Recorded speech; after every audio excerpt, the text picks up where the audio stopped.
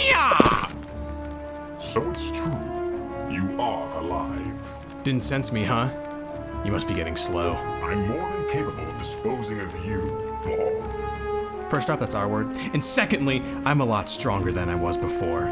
I've learned the ways of the Force and practiced the arts of Form 4. Just like him. Yeah, just like him. Then you will perish like him as well. Hold on, no, that's me. Go for the JoJo. Oh, it arrived? All right, well, sweet man, I'll be right there.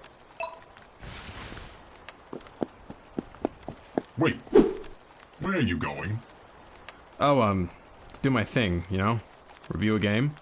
But our battle, it was to be... Look, man, I don't know what to tell you. Just go play with yourself or something. I'm busy now. My weave! Oh, Star Wars games, how I love you. Well, most of the time. Yeah, from the games that had infinite potential to the ones where, let's face it, we'll never see it. I'm just a fan of the property. But there's specifically one Star Wars game that stuck with me all these years, and that's Star Wars The Force Unleashed. And the second one. I like to like things! I've already covered the first game, but if you haven't seen it or played the game, then here's a refresher. Bridging the gap between Star Wars Episode 3 and 4, the game introduced Galen Marek, codenamed Starkiller, a secret apprentice trained by Darth Vader to hunt down all surviving Jedi of the clean slate technique Order 66. The story begins as Vader slaughters a Jedi on Kashyyyk and discovers said Jedi's son hiding nearby. This is Force-sensitive child Galen, whom he takes under his wing. Years later, Starkiller becomes a lethal agent of the dark side only to be betrayed, manipulated, and eventually redeemed. Which leads us into the second game. Let's keep the ball rolling.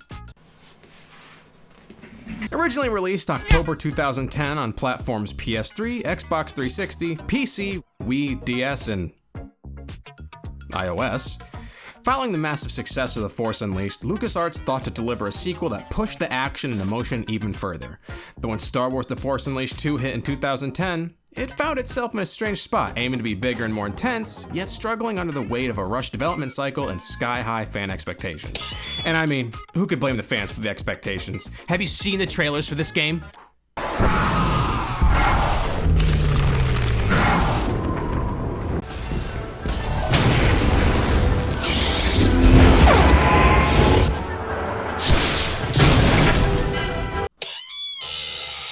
God damn it. I thought I'd have a little more time. Sorry, the trailers always do that to me. Everyone unanimously just sort of agreed that, hey, the graphics and gameplay is fun, but what happened to the rest of the damn game? Well, let me tell you, mob outside my house. The development of The Force Unleashed 2 officially began in late 2009, but much of that time was spent on pre-production. Full production didn't kick off until early 2010, giving the development team less than a year, around 9 months to complete a AAA game with a cinematic scope, advanced physics, and a strong narrative. For context, most modern AAA games, even in that era, took 2 to 3 years or more to develop.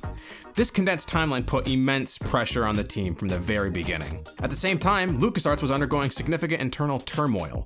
There was a high turnover rate among leadership and creative staff, and the studio was already dealing with a reputation for micromanagement. George Lucas himself reportedly remained heavily involved in the creative process, frequently giving last-minute notes and changes that disrupt the narrative planning. The original game's executive producer and creative lead, Hayden Blackman, resigned in August 2010, just 2 months before the game launched. His departure sent shockwaves through the development team and indicated just how strained the internal environment had become. The rushed timeline forced the developers to significantly cut back the scope of the game. Early design documents and concept art show that The Force Unleashed 2 was intended to be much more expansive, with multiple planets, more varied environments, additional enemy types, and more complex boss fights. However, to meet the deadline, the team had to reuse many assets from the first game and eliminate entire levels. Dagobah, for instance, was reduced to a brief cutscene-like sequence rather than a fully playable mission. The result was a game that felt short, repetitive, and lacking the ambition of its predecessor. Most players could finish the story within 4 to 6 hours, which drew immediate criticism upon release. Whew. Now that is a lot of baggage for one game to carry.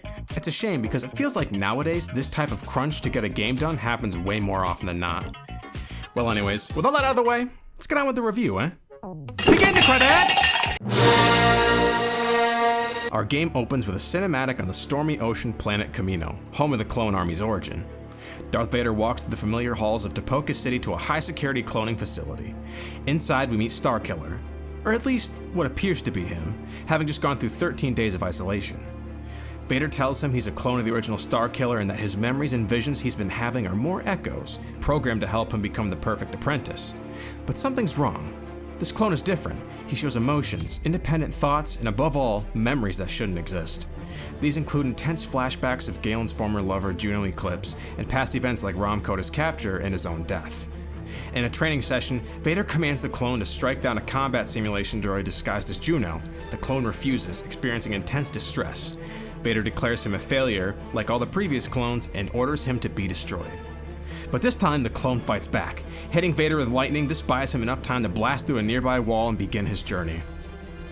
In a dramatic escape to the cloning facility, the clone, confused and angry, smashes through stormtroopers, automated defenses, and training droids. As alarms blare and the storm rages outside, he uses immense force powers and eventually steals Vader's ship, blasting his way out of Kamino into the galaxy.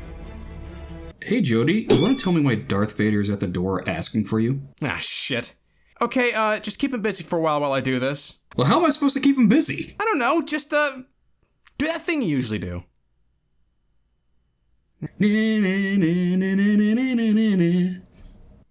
Nailed it. Following a vision of Rom Kota, Starkiller tracks him to Cato Nemoidia, a city planet of arching bridges and opulent towers. Kota has been captured by Baron Merlian Tarko, a local tyrant who serves the Empire by turning captured Jedi into arena gladiators. Starkiller arrives in Vader's ship, deceiving everyone on the planet into believing that Vader has come for a surprise visit. However, as soon as everyone sees who exits the ship, they demand to know the Imperial security codes for that sector. Starkiller not knowing them results in a battle. Fighting through waves of Imperial forces, slicing through stormtroopers, and confronting new enemy types like jump troopers, riot troopers with energy shields, and joywalkers. After battling through a casino and across the city's sky bridges, Starkiller reaches the arena mid-spectacle. A crowd watches as Baron Tarko gloats. He releases the monstrous Gorog, a colossal beast kept in chains. A dramatic battle ensues. Starkiller hacks at the Gorog's arms and face, dodges its massive hands, and uses the Force to blast it. Eventually, the platform collapses and Starkiller and the beast fall hundreds of meters through the city's clouds. In a free fall, Starkiller finishes the Gorog by propelling himself at such high speeds he blasted the beast like a bullet. Now free, Kota and Starkiller leave the planet aboard the Rogue Shadow, the old stealth ship Juno once piloted. While traveling, Kota proposes a bold plan. Use Starkiller's force powers to strike the Empire and Darth Vader and force them to answer for their crimes. Starkiller, however, is more focused on finding Juno, who disappeared after his supposed death. Kota gets frustrated with Starkiller's emotional focus, claiming that the rebellion he helped build is on the brink of collapse. Starkiller snaps back, questioning his own identity, saying he just needs a quiet place to think and meditate. Still shaken, Starkiller tries to think and focus. He follows the Force's pull and is drawn to Dagobah. Starkiller lands on Dagobah, where he meets the ancient Jedi Master Yoda. Their conversation is cryptic, as is Yoda's way, telling Starkiller the answers he seeks he will find inside the cave. Inside, Starkiller experiences a Force vision. He sees multiple clones of himself reaching out begging for help. Proceeding further into the cave, he finds himself on the bridge of a rebel ship where he sees Juno. She's hit by blaster fire as the Empire attacks the ship she's on as she makes her way towards Starkiller. He goes in for an embrace as she suddenly disappears. Exiting the cave, Master Yoda tells Starkiller he must follow what he's seen in the cave. Starkiller agrees, stating he'll follow it to the ends of the galaxy if he has to. Following the vision, Kota and Starkiller track Juno to a rebel flagship, the Salvation. Upon boarding the ship, and just as his vision foretold, the ship comes under attack by Imperial forces just as he arrives. On the bridge, Starkiller finally finds Juno. The reunion is short-lived as Boba Fett, the infamous bounty hunter, has gotten to her first. He's been hired by Vader to bring Juno back as bait. Starkiller attempts to catch up to Boba, but he escapes with her and his ship, the Slave One. Starkiller is devastated but now knows where to go. Back to Kamino, where Vader awaits.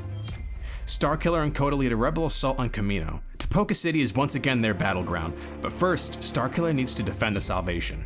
It's crawling with elite stormtroopers, jetpack troopers, and AT-STs. It's all for naught as they end up abandoning the ship and take the Rogue Shadow down to Kamino for a ground assault. Well, at least Kota does. Once again, Starkiller shows off an incredible feat of the Force by staying on the ship and guiding it through debris, crashing the Salvation onto Kamino's surface, creating an opening for the assault. Starkiller tears through the opposition, fighting across catwalks, towers, and laboratories. He fights through them all and enters the cloning chamber. It's here he finally comes face to face with Vader once more. The two do battle, fighting amidst falling debris, cloning tanks, and shattered glass. Starkiller soon demands to know where Juno is being kept, and Vader reveals Juno standing behind him. Vader states that if he doesn't surrender himself to the dark side, he will kill her, so Starkiller submits. Juno, grabbing a lightsaber off the ground, makes a fleeting attempt at striking down Vader, but is thrown out the window behind him. Starkiller, consumed by rage and heartbreak, launches into a savage duel with his former master. During the fight, Vader attempts to confuse him, saying the dark side is still strong within, and that the truth of Starkiller's identity doesn't matter. Clone or not, he is what Vader made him, but Starkiller triumphs. Starkiller resists killing Vader. Rom Koda arrives with rebel forces, taking Vader into custody. Juno awakens and Starkiller expresses hope that maybe, just maybe, he is more than a clone. The Rogue Shadow departs with the heroes on board, and the rebellion has captured Darth Vader. And that's it, everybody. That's Star Wars The Force Unleashed 2. Yeah, I know, pretty short, right? But it is a fun experience. Most of the time. Star Wars The Force Unleashed 2 delivers a visually stunning experience with beautiful crafted environments like Kamino and impressive force effects that make combat feel powerful and cinematic. The dual lightsabers and expanded force abilities gives player a real sense of dominance, and the emotional foundation of Starkiller's story, his struggle with his identity and his love for Juno Eclipse, adds depth to the narrative. The game's fast pacing keeps the momentum strong, moving quickly from one major moment to the next. However, the game suffers from a noticeably short campaign, often taking only 4 to 6 hours to complete. Its gameplay can become repetitive due to limited enemy variety and overused combat scenarios. The story, while emotionally engaging, leaves many plot threads unresolved and ends on a cliffhanger that was never addressed due to the cancellation of a sequel. Well, if you'll excuse me, I have some things to deal with downstairs. Hey Dill, Vader still here? No, he left after Big Man beat him in Need for Speed Hot Pursuit. Damn, still undefeated, huh, big man? You know, Dill, I've learned something today. It doesn't matter how much passion, blood, sweat, tears, or even hard work you put into something. Because in the end, the man can just show up and shut that shit down at a moment's notice. Yeah. You know what company really loves to do that? Disney.